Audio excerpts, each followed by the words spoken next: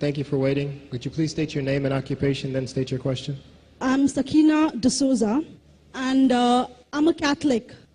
I believe Brother Yusuf was a Catholic before.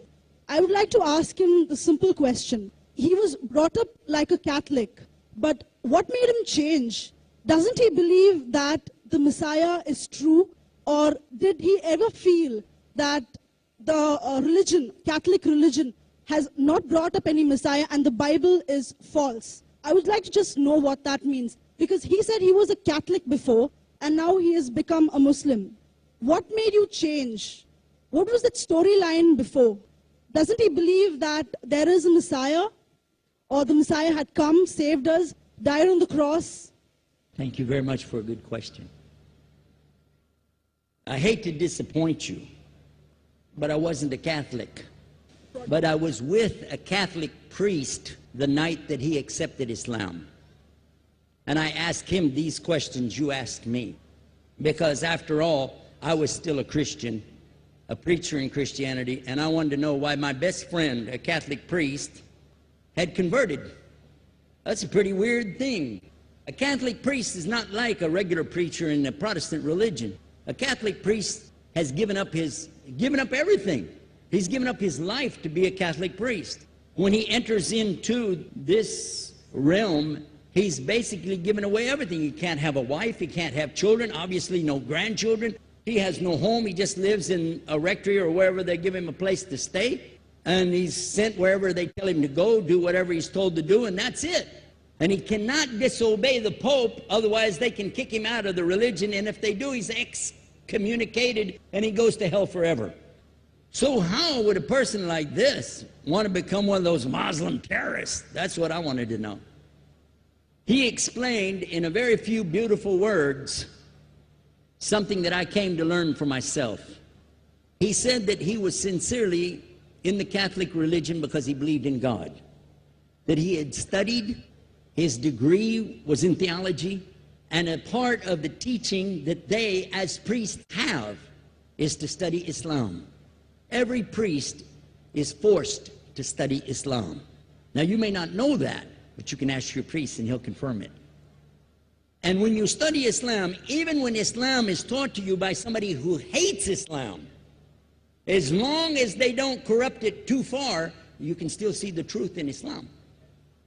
A classical example happened to me just recently when I was in Saudi Arabia. A friend of mine, very old copy of one of the first Qurans ever translated to English by George Sale. George Sale hated Islam, he hated the Muslims, but when he translated the Quran to English, he was true to the text of the words. Although maybe not getting all the meaning, he certainly was true to the text of the words. I was shocked when I read it. Have you seen it? You know what I'm talking about? Amazing. And listen to this. George Bernard Shaw, for instance, is one of many, a long list of people who read this and realized the truth of Islam. When people see the truth of Islam, it can change them if they want to be guided. If they want the truth, it can change them. You might think, I'm a Catholic, I'll never be anything but a Catholic. But I'm going to ask you a question, and I want you to be honest. This is not for you to, start a debate, but just be honest. Was Jesus a Catholic?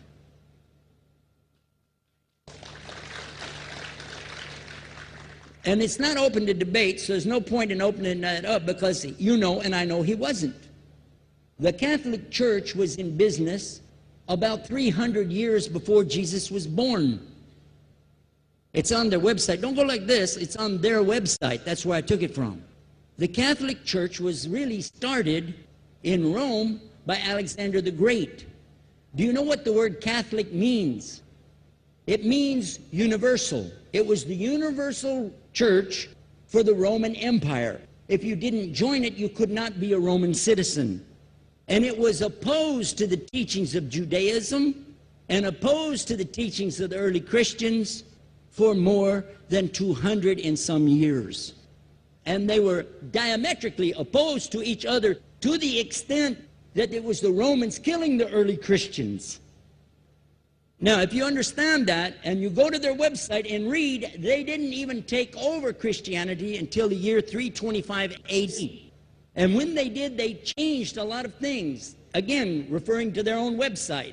But if you want to check it in Britannica or Americana or grow your encyclopedias, go ahead and read about the Catholic Church.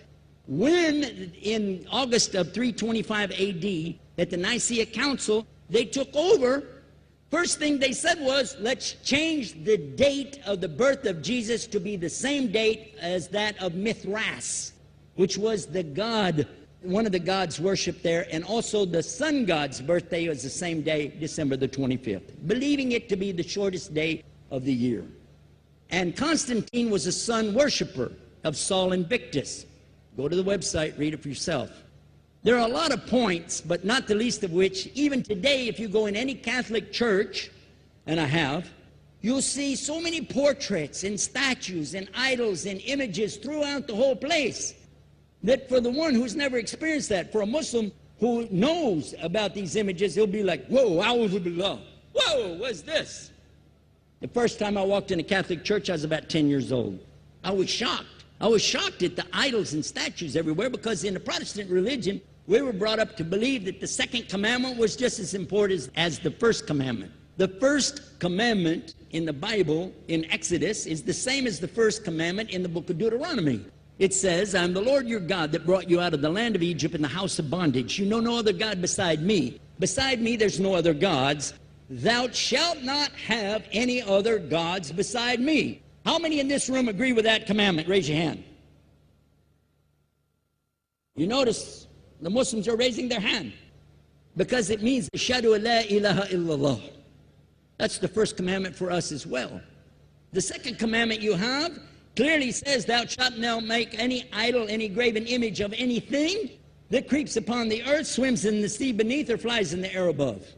And I was sitting in a church one time, sitting there in the morning service, watching, the preacher talk, and, they go on and on and on, and sometimes you lose your train of thought. I was looking. Whoa!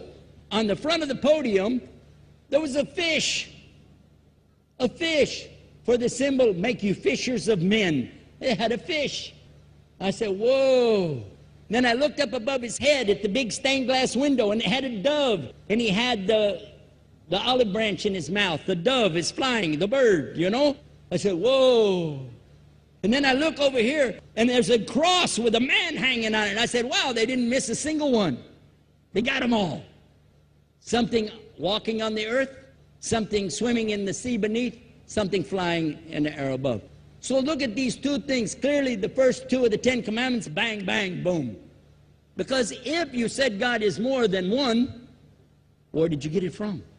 When Jesus is talking to his own companions and they ask him, what's the greatest commandment? Mark 12:29. Clear. The greatest commandment is to know, O Israel, the Lord your God is one God.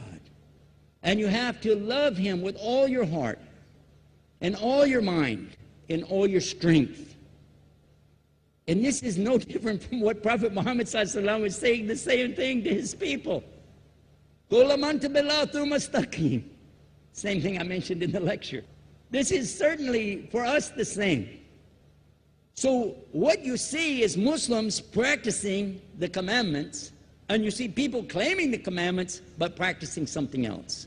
And I have seen more converts from the Catholic Church than any other of the many sects of Christianity, and especially from the nuns, priests, and even an archbishop. And all of them are better than me. Those guys and women that I see do this, they still sacrifice their whole life to get the true message of Islam, not only to you, but to Muslims as well, because we all need to know about it. But thanks for a great question.